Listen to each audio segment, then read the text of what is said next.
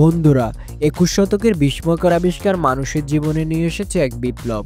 আবিষ্কার হয়েছে এমন এমন মেশিন যা মানুষের কাজের গতি বাড়িয়ে দিয়েছে কয়েকশো গুণ, বাঁচিয়ে দিয়েছে অনেক সময়। আজ আমরা কথা বলবো ঠিক তেমনি 10টি মেশিন নিয়ে, যেগুলো থেকে আপনি চোখ সরাতেই পারবেন না। এটা হলো টি কাটিং মেশিন।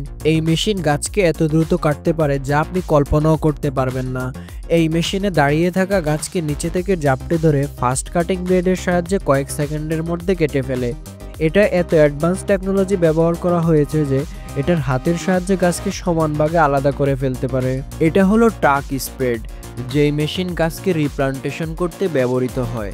এই মেশিনের সাহায্যে বড় বড় গাছকে এক জায়গা থেকে তুলে অন্য জায়গায় লাগানো হয়। এটাতে অ্যাডভান্স টেকনোলজির হাইড্রোলিক আর্ম ব্যবহার করা হয়েছে, যেটা গাছকে মাটিসহ কোনো রকম ক্ষতি করা ছাড়াই উপড়ে ফেলে।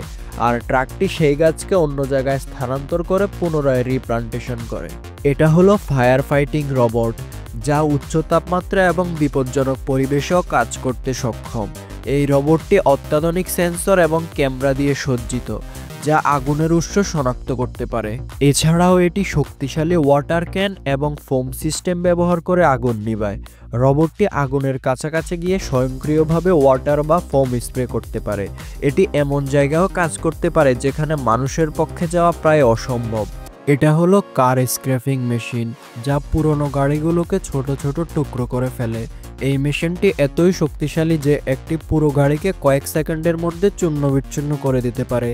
এরপর হাইড্রোলিক মেশিনের সাহায্যে গাড়িকে 10 গুণ পর্যন্ত কম্প্রেস করা হয়।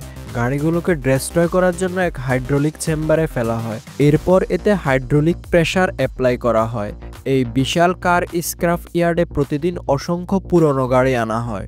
এসব গাড়ি হয় দুর্ঘটনায় ক্ষতিগ্রস্ত, নয়তো এতই পুরনো যে সেগুলো আর রাস্তায় চলাচলের উপযুক্ত নয়। কিন্তু এগুলোকে সরাসরি ফেলে দেওয়া হয় না, বরং এগুলোকে রিসাইকেল করে নতুন রূপ দেওয়া হয়। এই দানবটি হলো বেগার 293, যা পৃথিবীর সবচেয়ে বড় এবং ভয়ঙ্কর খনন মেশিন।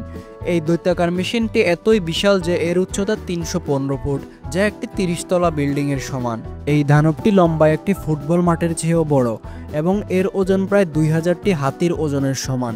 জার্মানিতে তৈরি এই যানটি কয়লা খনির জন্য ব্যবহৃত হয়।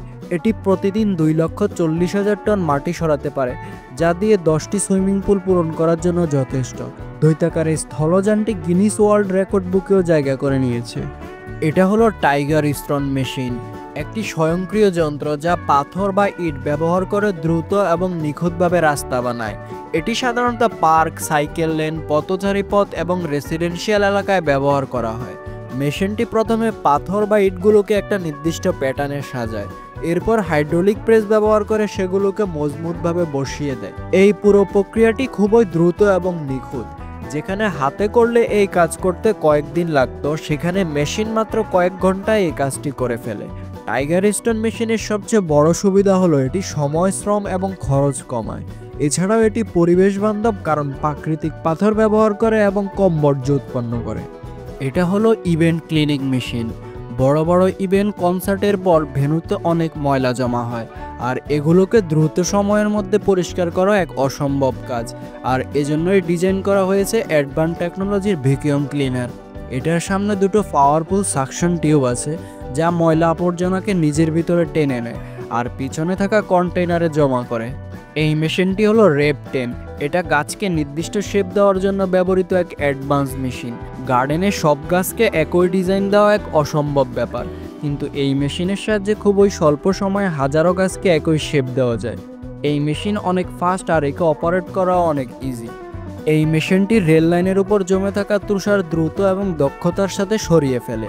এটি এতই শক্তিশালী যে কঠিন বরফও ভেঙে ফেলতে পারে।